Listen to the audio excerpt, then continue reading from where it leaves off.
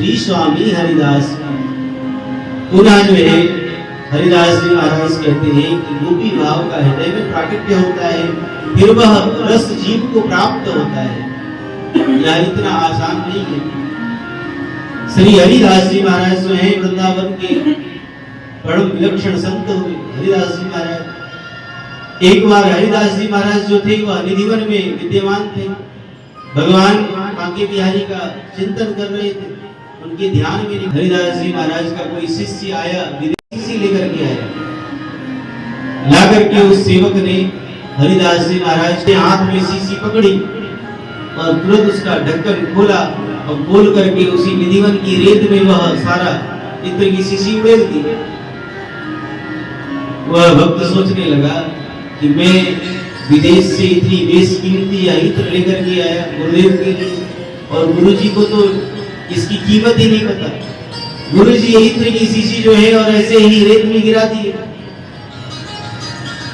हरिदास जी महाराज समझ गए। हरिदास जी महाराज ने कहा कि जाओ पहले तुम बांके बिहारी जी का दर्शन करके आओ। वह व्यक्ति मन में सोचता रहा कि गुरुदेव इतना कीमती इत्र और ऐसे ही रेत में गिरा दिए, गुरु जी क्या जाने इत्र की महिमा।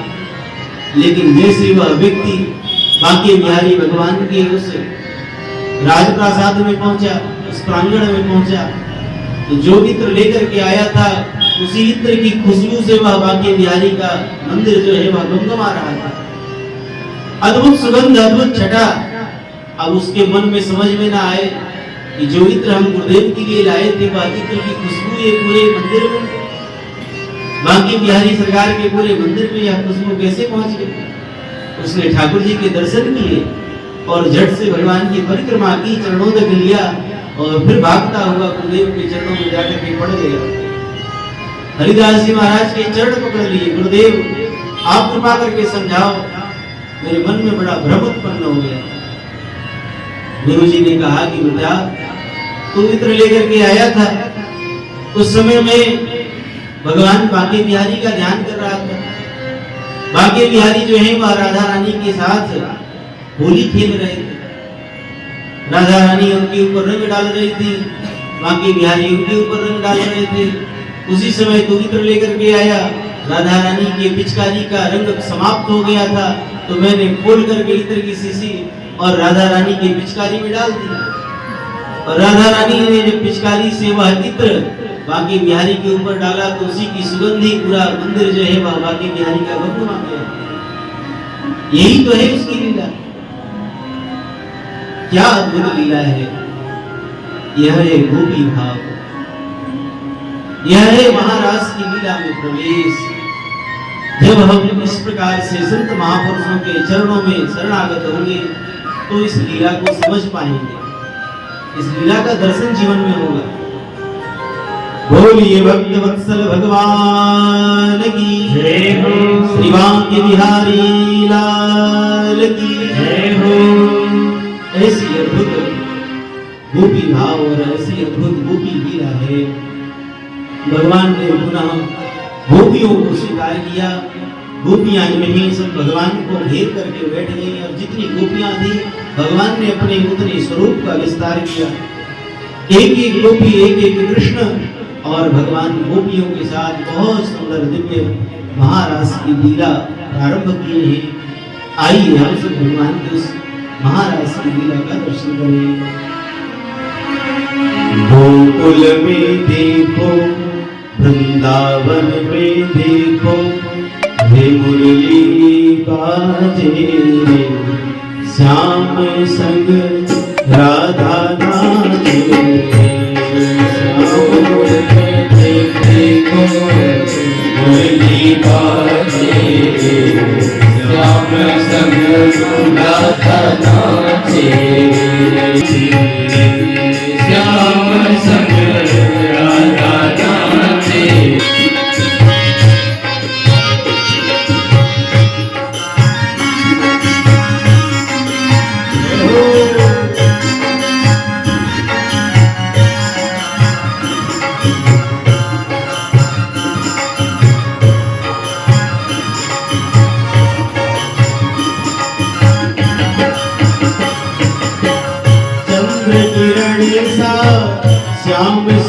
सलोना भैया के गजरारी हो चंद्र किरण सा श्याम सलोना भैया के गजरारी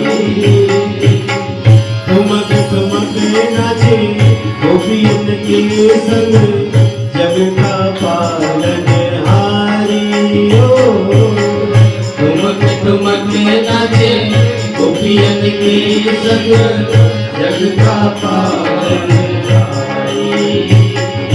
रास बिहारी संग राधा सुकुमारी ब्रज में बिहारी श्याम संग राधा नाचे श्याम संग राधा नाचे गोकुल में देखो वृंदावन में देखो मुरली बाजे श्याम संग राधा नाचे श्याम संग राधा नाचे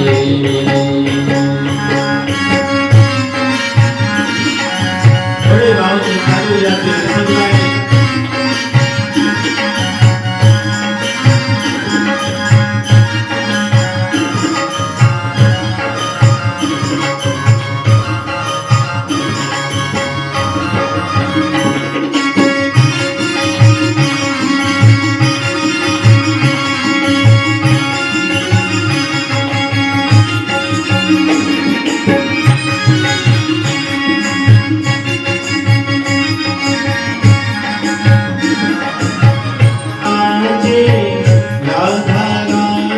सुनकर मीठी मोरलिया हो शम शम नाचे राधा नाची सुनकर मीठी मोरलिया श्याम छवि पर सब बलिहारी ग्वाल बाल और गैया हो श्याम छवि पर सब बलिहारी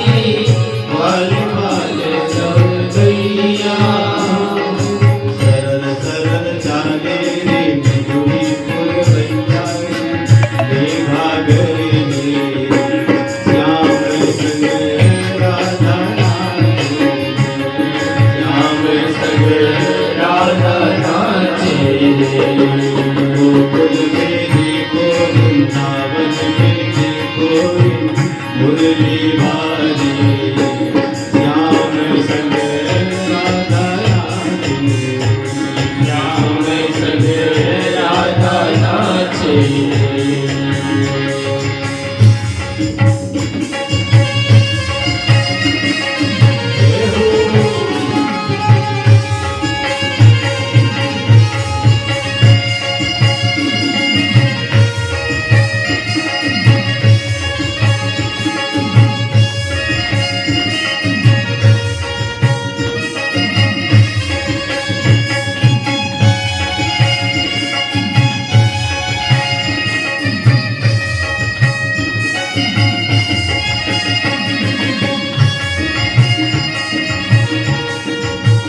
राधे